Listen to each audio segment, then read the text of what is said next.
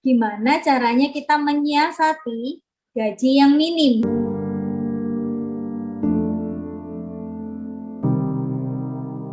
Gitu ya. Apa sih solusi jitunya? Nah, malam hari ini akan dibawakan oleh seorang ibu. Jadi beliau adalah ibu rumah tangga, tapi beliau juga punya bisnis sendiri ya. Di mana beliau ini adalah seorang certified financial planner profesional yang telah mencapai qualified financial educator dan berpraktek sebagai legacy designer profesional. Bahkan beliau juga mendapatkan lisensi khusus ya, yaitu Licensed Practitioner of NLP. Ini malam hari topiknya menarik nih. Jadi gimana solusi Jitu untuk menyiasati gaji yang minim? Soalnya kan ini entah terjadi entah enggak ya Bu Sherry ya, tapi kan resesi katanya udah di depan mata nih. Iya nih, saya tadi juga baru lihat ya berita dari Menteri Keuangan Ibu Sri Mulyani yang baru menghadiri G20. Wah, seru itu ya beritanya ya. Yunika, kita juga tahu ya keadaan yang terjadi ya saat ini ya. Isu-isu yang aduh kayaknya kok berat gitu ya didengerin ya.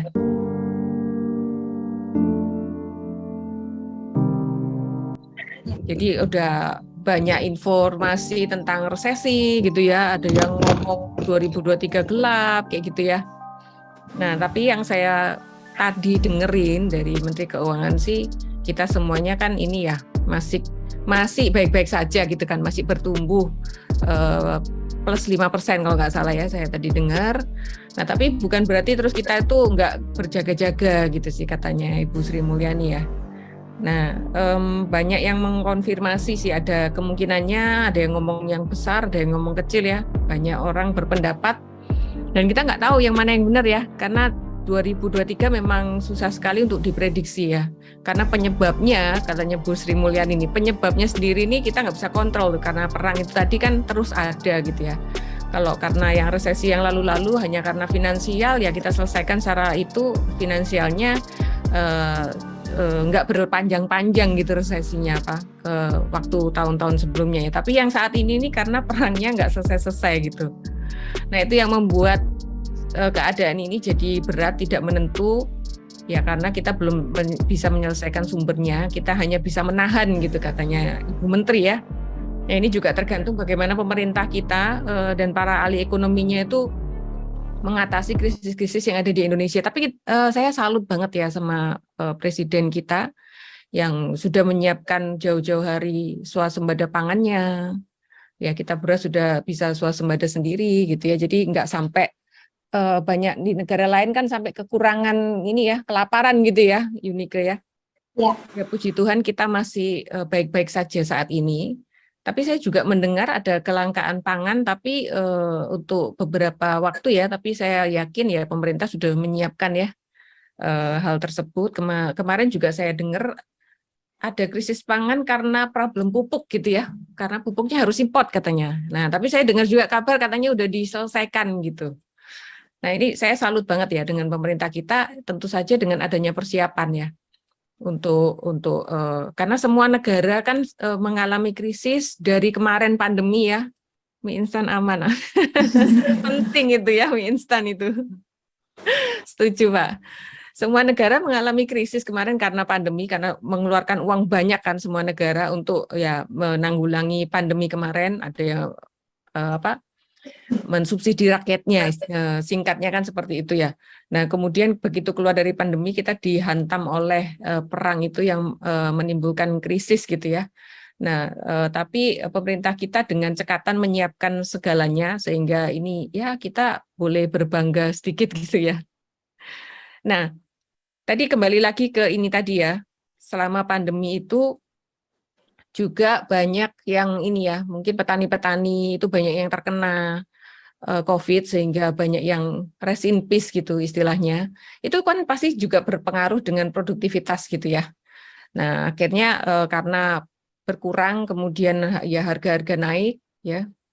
Ya inflasi juga menyebabkan harga naik ya. Jadi ini kompleks banget sih. Katanya tuh di berita saya tadi yang saya lihat itu perfect storm katanya ini. Saat ini nih perfect storm. Kita menghadapi perfect storm. Nah, hanya bisa bertahan gitu. Nah, ketika saya lihat di Australia tadi sudah karena suku bunga juga dinaikkan itu banyak sekali pemecatan terjadi, PHK sampai 40.000 orang gitu ya. Ya, kita mari sama-sama berdoa di sini tidak terjadi gitu ya. Nah, di Indonesia sendiri juga dari Januari sampai sekarang itu sungguh bunga acuan BI ya sudah menjadi 50 kalau saya nggak salah ini ya. Nah, orang-orang yang sudah terlanjur KPR itu kan pasti terdampak ya, apalagi yang belum fix gitu ya, nggak fix, apalagi yang floating itu, pasti akan terdampak sekali ke depannya gitu. Nah, artinya masyarakat itu yang biasanya ya, yang ambil KPR mungkin kan masyarakat kita ini yang banyak, yang banyak itu kan yang kalangan menengah ya.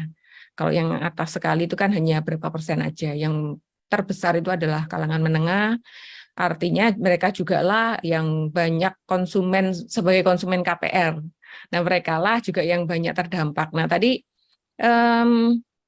karyawan mereka ini level menengah ini artinya para karyawan yang bekerja untuk perusahaan. Nah, jadi mereka itu menggantungkan sekali hidupnya terhadap perusahaan mereka bekerja itu. Nah, tadi yang terkait materi yang disampaikan oleh Pak Alam tadi ya mengenai apa tuh dana pensiun, kemudian dana pendidikan anak, itu baru 2 ya. Belum termasuk dana jalan-jalannya, pembelian rumah, ada yang pembelian untuk kendaraan bermotor mungkin ya. Nah, itu terus bagaimana? Itu pasti bermasalah gitu ya. Benar nggak Yunike ya? Ya benar, tadi makanya saya tertarik sekali itu Bu Shirley. Kan tadi Bu Shirley katakan di Australia aja sudah hampir 4.000 ya terjadi pemecatan tenaga Iya, kerja. Nah, betul. sedangkan saya juga menyorotin kan kalau di Indonesia ini sama ya, rata-rata kita bekerja menggantungkan diri di sebuah perusahaan gitu ya, ibaratnya begitu ya Bu Shirley ya. Betul, Nah, betul. lalu bagaimana itu kan persiapannya? Nah, biasanya kan ada semacam istilah bahwa katanya orang-orang yang bergaji minim ini gimana nasibnya, layak nggak untuk sukses? Nah, kalau menurut pengamatan Bu Sherly sebagai praktisi finansial ini gimana ya Bu Sherly ya? Gaji minim itu apa gitu? Apakah gaji minim itu UMR atau gaji minim itu hanya persepsi dari mindsetnya seseorang gitu? Gimana Bu Sherly?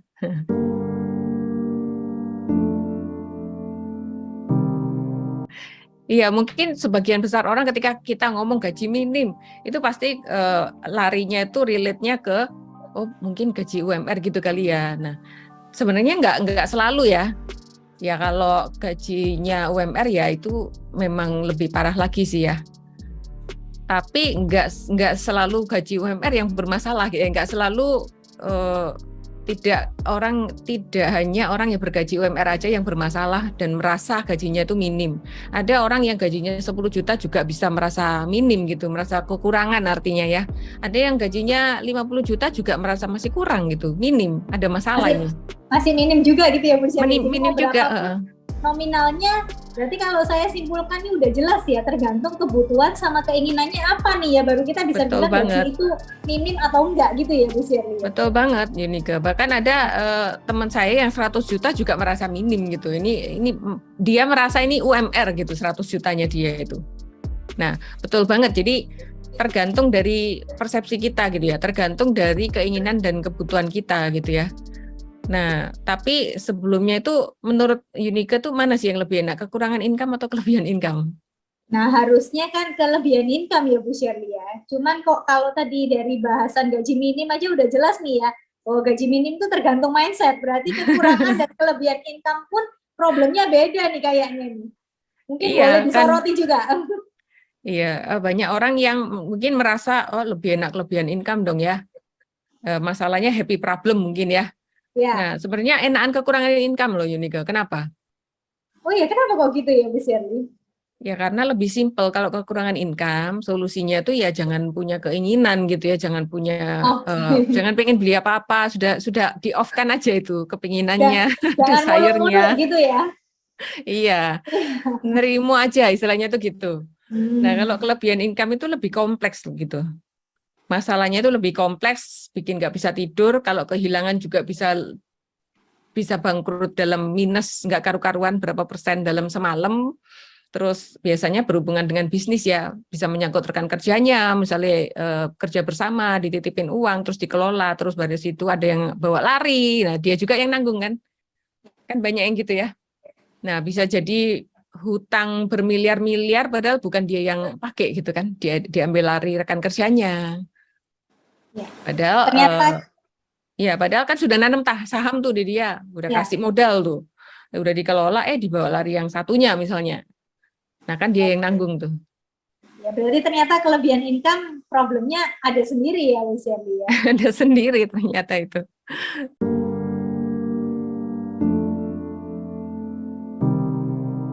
Nah, Iya. tadi menyangkut tentang kebutuhan dan keinginan ya. Ya.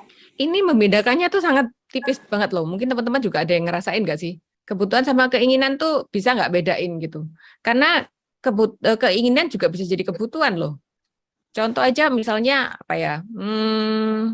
Sekolah anak gitu ya di luar negeri itu kebutuhan atau keinginan ayo? Atau Sebenarnya beli keinginan ya, Bu asuransi Shirley ya. apa? Sekolah itu kan sebenarnya keinginan gitu ya, tapi merasanya kebutuhannya anak harus dapatkan pendidikan yang terbaik gitu bukan ya? Nah ya itu. Makanya kan tergantung ya. Ya. Tergantung. Enggak bisa kita ngomong ini kebutuhan atau keinginan ya tergantung dari masing-masing sih persepsinya gitu. Kalau mungkin sekolah dasar gitu ya kebutuhan kali ya. Tapi kalau sekolahnya di luar negeri ya mungkin keinginan. Tapi beberapa orang sekolah di luar negeri itu juga kebutuhan. Kalau dia punya bisnis yang besar, terus nggak sekolah di luar negeri, ya kayaknya kurang afdol gitu ya. Nggak update dengan ilmu-ilmu misalnya di Harvard, ya itu kan ilmunya update banget gitu ya tentang bisnis, tentang lain-lain gitu ya di Amerika, di mana-mana. Nah kalau hanya di lokal mungkin kekurangan ilmu mungkin gitu ya. Karena saya banyak melihat, kemarin saya juga melihat satu podcast anak muda gitu ya, sekolahnya sudah sampai ke luar negeri di mana-mana, karena dia menemukan infant gitu ya, makanan pengganti daging gitu ya, jadi tempe gitu loh. Nah itu saya lihat pola pikirnya luar biasa sekali, di usianya yang masih sangat muda, pikirannya itu udah global, tapi dia memulai itu dengan lokal gitu ya. Dan dia sudah memikirkan dari hulu ke hilir. Wah, memang saya dari situ melihat gitu. Wah, ini memang keluarganya saya lihat dari ceritanya bukan keluarga yang biasa-biasa saja. Artinya bagi dia sekolah di luar negeri itu adalah kebutuhan karena kapasitasnya memang membutuhkan dia untuk itu gitu. Dan dia masih mau ngambil lagi sekolah bisnis itu kan teknologi pangan ya, mau ngambil lagi sekolah bisnis di Harvard gitu katanya. Nah, itu lain lagi kan berarti kebutuhan buat dia. Karena memang ya kondisinya gitu. Jadi sebenarnya tergantung sih tujuan keuangan kita juga tujuan keuangan kita juga apa. Itu makanya perlu disetting juga gitu. Ini Nah, Bu aku Shirley nge-freeze nggak mungkin ya? Kok enggak, saya enggak, lihat enggak. nge-freeze? Oh enggak ya? Bu Shirley mungkin bisa bagikan nih berarti tipsnya gimana cara membedakan antara itu kebutuhan atau keinginan.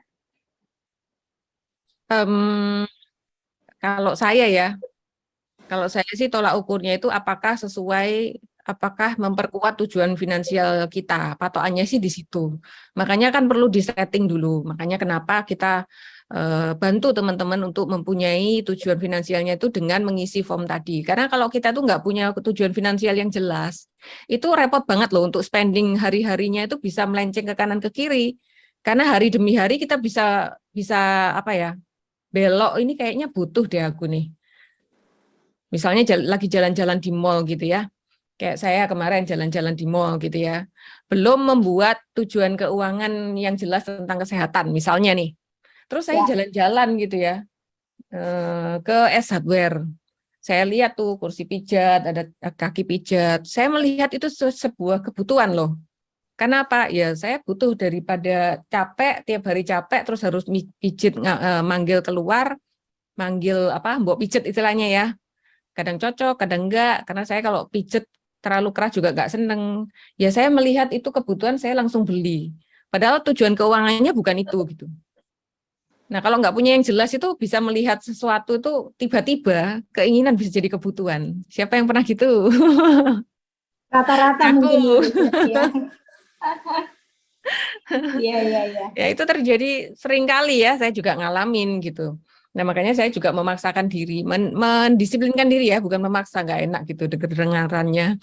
Membiasakan diri untuk kembali lagi, apakah ini memperkuat tujuan finansial saya gitu loh. Nah, kalau patokannya itu kan gampang. Oh, enggak ya sudahlah enggak usah dibeli dulu gitu. Kecuali misalnya kita udah dibajetin di gaya hidup tadi. Boleh. masuk di budget situ. Nah, itu penting Oke. itu. Iya, ya, jelas sekali. Berarti ternyata cara membedakannya adalah tinggal kita melihat dari tujuan finansial kita. Kalau itu Tuh. memperkuat, berarti bolehlah kita anggap itu sebagai kebutuhan yang mendukung gitu ya, yang mensupport gitu Betul. ya. Tapi kalau memang belum atau ada pertimbangan lain, setelah kita timbang-timbang ternyata nggak perlu dulu lah, berarti itu keinginan tadi ya gitu ya Bu Shirley. Betul. Nah, Bu Shirley ini menarik ya. Menariknya gini nih, apa sih atau gimana ya kalau seandainya terjadi definisi kebutuhan dan keinginan dari suami istri itu berbeda? Gimana Nah, menurut Bu Shirley? iya nih. Jadi memang yang pertama kita tuh mesti bikin komitmen ya sama pasangan ya. Yang sudah berpasangan, kalau belum punya ya nggak usah gitu ya, jangan sama pasangannya orang lain juga. Yang sudah punya Iya, pasangan tuh diajak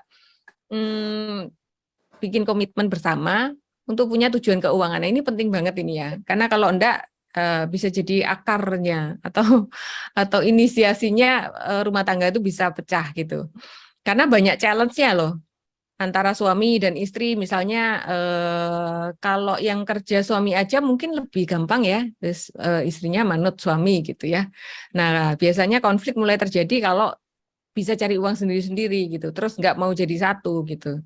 Nah, terus yang laki merasa, oh ini uang bersama, yang perempuan merasa, oh, ya bukanlah uangmu, uangku, uangku ya uangku, kan gitu. Nah, ini kalau nggak pernah dibicarakan, akhirnya ada konflik-konflik kecil gitu ya. Nah, ini biasanya yang memicu pertengkaran, karena numpuk, dipendem, dipendem, akhirnya nanti meledak gitu. Karena kan apa yang penting buat suami belum tentu penting buat istri gitu ya. Apa yang penting suami nggak pakai komunikasi terus beli aja gitu. Misalnya yang istri ini baru ikut main Wealth gitu kan. Nah suaminya nggak ikut gitu. Sehingga dia ya nggak tahu tentang budgeting sisa gitu ya. Terus akhirnya kita pakai ilmu ini untuk menjudge orang lain. Biasanya kan seringkali begitu ya, ketika kita terima ilmu, kita pakai untuk menjudge orang lain. Nah itu nggak dikomunikasikan tapi dijudge langsung, ngomong kamu kok begini begini begini, itu kan nggak penting lah, nggak penting buat siapa kan gitu ya. Nah tentang ngasih banyak hal sih, tentang ngasih uang ke orang tua atau ngasih orang ke nyumbang kemana, itu bisa jadi sumber konflik juga. Satunya contoh gitu ya, saya dulu pernah mau beli rumah di perumahan baru bagi saya, karena oh ini nilainya naik banyak karena lahannya bla bla bla lah. Saya banyak pertimbangan, saya mau beli di situ gitu. Nah suami suami saya nggak mau, maunya yang sudah terkenal gitu ya. Nah ini punya pertimbangan sendiri, saya nggak mau yang udah terkenal karena mahal gitu ya. Nah ini kalau nggak punya kesepakatan, terus yang nggak punya uang sendiri-sendiri juga repot. Kalau punya uang sih gampang, beli aja dua-dua gitu ya. Kemarin sih saya beli sendiri, suami juga beli sendiri. Tapi kalau enggak, terus kalau istrinya ini kekeh gitu ya, misalnya punya pendirian yang kuat, konflik nggak kira-kira? iya jadi Kok kamu konflik. nggak cinta sama aku sih? Kok kamu egois, nurutin maunya kamu aja? Mentang-mentang aku nggak cari uang. Nah, jadi baper kan? Iya benar. Nah berarti Bu Shirley tadi kan udah jelas ya, berarti mulainya adalah kalau seandainya suami istri itu punya kebutuhan dan keinginan yang berbeda, maka harus ada komitmen dalam mengelola Yes. keuangan. Nah, tantangannya apalagi Bu Shirley kira-kira dalam membangun komitmen itu ketika kita mau mengelola keuangan, apalagi kalau seandainya bergaji minim tuh. Bukan tidak Ya. berpenghasilan ya, tapi bergaji minim tadi. Iya, jadi ya tantangannya ya di komunikasi tadi itu ya. Jadi dikomunikasikan tujuan keuangannya. Nah, kemudian yang kedua itu kan dengan dikomunikasikan kita juga perlu ini apa Unike untuk financial check up ya. Oke. Nah, financial check up, dari financial check up ini kan kita bisa berkomunikasi lebih jauh. Ini kira-kira kita jadi tahu ya, ternyata sadar gitu kurangnya itu berapa. Atau di check up finansialnya itu di mana sih bocornya? Oh, ternyata di sini di sini. Apa yang perlu di stop, apa yang perlu dikurangi gitu. Oh, ternyata di sini kurang, perlu ditambah. Atau dibagi atau diapain atau di split gitu ya. Intinya untuk menemukan strategi tadi. Oke. Gitu. Berarti termasuk untuk cari kalau seandainya, oh ini kok ada yang kurang, cari sumber income baru gitu mungkin ya bisa nih. Nah, itu yang ketiga itu. Oh, berarti saya udah tahu nih ya. Iya, iya, iya, iya. Karena memang Iya, keuangan itu seperti itu ya Bu Shirley, di mana-mana permasalahannya adalah kita juga harus bisa financial check up ya. Kalau financial check benar. up ketemu permasalahannya, ya berarti cari sumber income baru salah satunya. Mungkin ada cara lain lagi Bu Shirley. Benar, kalau di financial check up itu kan kita tahu ya, kita misalnya punya tujuan nih dana pensiun tadi sama pendidikan anak dua itu aja. Kalau kita nggak financial check up, kita nggak tahu loh gaji kita ini cukup apa enggak. Benar nggak? Nggak tahu. Dah dengan check up itu kita masukin tujuan keuangan, di situ kelihatan jelas. Ternyata gaji kita ini kurang loh. Berarti kita perlu nambah loh. Nah, di situ akan jelas. Nah, tapi biasanya ya kalau dihitung itu idealnya selalu kurang kok. Karena saya coba itu memang selalu kurang gitu ya. Memang zaman sekarang ini udah nggak bisa kayak dulu lagi mengandalkan dari satu income aja, yang mana income-nya itu terbatas, dibatasin gitu loh. Misalnya nggak bisa melebihi atasannya atau nggak bisa melebihin bosnya ya, biasanya selalu kurang gitu. Nah, makanya teman saya yang 100 juta per bulan itu aja merasa UMR. That's why gitu. Makanya kita perlu sumber income yang bisa mengakumulasi kebutuhan kita dan pasangan ya. Tujuan keuangan kita berdua. Jadi nggak usah milih, kalau punya keinginan sendiri-sendiri tinggal dibeli aja. Kalau kita punya bisnis yang bisa mengakumulasi tadi. Nah, yang berikutnya itu mengedukasi diri kita sih. Sebenarnya ini yang paling penting ya. Dimulai dari edukasi seperti malam ini ya, supaya apa? Kita punya mental keberlimpahan. Jadi memperbesar koridor supaya mereka tuh punya mental keberlimpahan, bukan mental miskin. Karena yang saya baca di buku ini ya, itu tuh mental kita itu ada yang failure consciousness sama success consciousness. Kalau kita nggak menyadari, otak kita itu bisa otomatis kita itu menciptakan kegagalan, tapi juga ada yang otomatis menciptakan keberhasilan gitu loh. Nah, kita sadar nggak oleh itu. Nah, kemudian saya juga pernah belajar di satu modalitas ya, karena point of view kita terhadap uang itulah yang membentuk realita, dan katanya beliaunya itu uang itu bukan masalah, tapi kitanya yang bermasalah. So edukasi is the key ya, kunci Iya. gitu katanya ya. Iya, iya, iya, iya. Sangat jelas sekali ya Bu Shirley ya. Jadi ini mungkin sedikit menyimpulkan dari apa yang sudah Bu Shirley sampaikan tadi. Berarti intinya adalah yang pertama kita perlu mengedukasi diri kita. Kuncinya Yes. adalah di persiapan dan di belajar. Nah, Betul. seandainya sudah berpasangan, siapa yang harus belajar? Ya kita berdua, baik Betul. suami maupun istri. Bahkan bila perlu nanti anak-anak pun harus mulai diedukasi secara finansial gitu Benar ya. banget. Benar banget. Iya, edukasi finansial sejak dini. Dan yang kedua saya lihat tadi Bu Sherry juga udah jelaskan panjang lebar ya tentang kita memang sangat perlu menerapkan yang namanya konsep yang tadi udah dijelaskan Pak Alam di awal ya, konsep sisi dan sisa. Supaya Yes. ketika kita memeriksa semuanya jelas kebocorannya di mana, apakah kita perlu sumber income baru dan lain sebagainya gitu Bu Sherry. Yes. Iya, Betul oke. sekali. Ya, sangat jelas sekali dan sangat menarik pemaparannya malam hari ini. Tapi seperti biasa ya, kita dipisahkan juga oleh waktu. Cuman saya rasa teman-teman harusnya mendapatkan sesuatu ya, yang sangat jelas. Nah, khususnya untuk Rongsen tadi, kita sekalian ingatkan teman-teman ya Bu Shirley ya, bahwa jangan lupa untuk mengisi form konsultasi keuangan. Supaya Yes. nanti teman-teman bisa mendapatkan konsultasi secara gratis. Dan dengan mengisi form konsultasi keuangan itu, teman-teman juga bisa menghubungi CFP ya ataupun QWP ataupun AWP dari masing-masing untuk mendapatkan konsultasi keuangan. Jadi silakan menghubungi para pengundangnya. Begitu mungkin ya Bu Shelly ya. Ya. Saya hanya mengingatkan teman-teman kembali bahwa kita masih akan ketemu lagi di Mindwell Forum minggu depan. Jadi tetap dengan rahasia jitu, belanja cerdas agar sejahtera. Nah, kali ini topiknya yaitu menjadi kaya versus tetap kaya. Nah, gimana nih caranya gitu ya, pasti penasaran. Dan jangan lupa teman-teman juga untuk bisa mengisi form registrasi SIP. Jadi tentang saving, investment, dan protection. Nah, untuk teman-teman yang hadir pada malam hari ini berkesempatan mendapatkan harga yang spesial. Jadi teman-teman cukup berinvestasi sebesar Rp50.000. Jangan lupa mengisi form registrasinya. Anda bisa mengikuti seminar online tentang SIP, rekening SIP, dan juga mendapatkan financial education for kids. Jadi ternyata seperti yang sedikit tadi Bu Shirley paparkan ya, anak-anak pun bukan cuma suami istri ya, tapi anak-anak juga perlu diajarin tentang yang namanya konsep uang.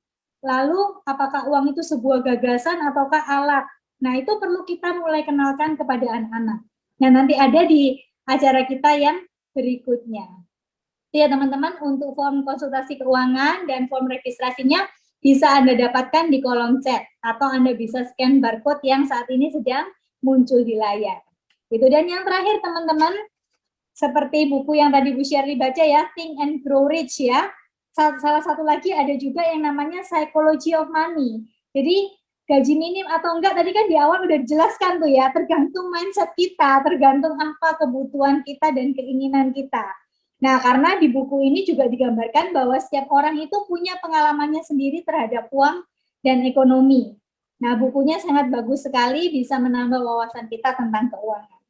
Baik rekan-rekan, sekian untuk malam hari ini. Senang sekali saya Yunike bisa bersama Anda selama 1 jam dan bisa berbagi berkat tentang finansial. Kita akan ketemu lagi minggu depan di waktu yang sama dan juga di room yang sama. Sampai ketemu minggu depan teman-teman semua. Sampai jumpa.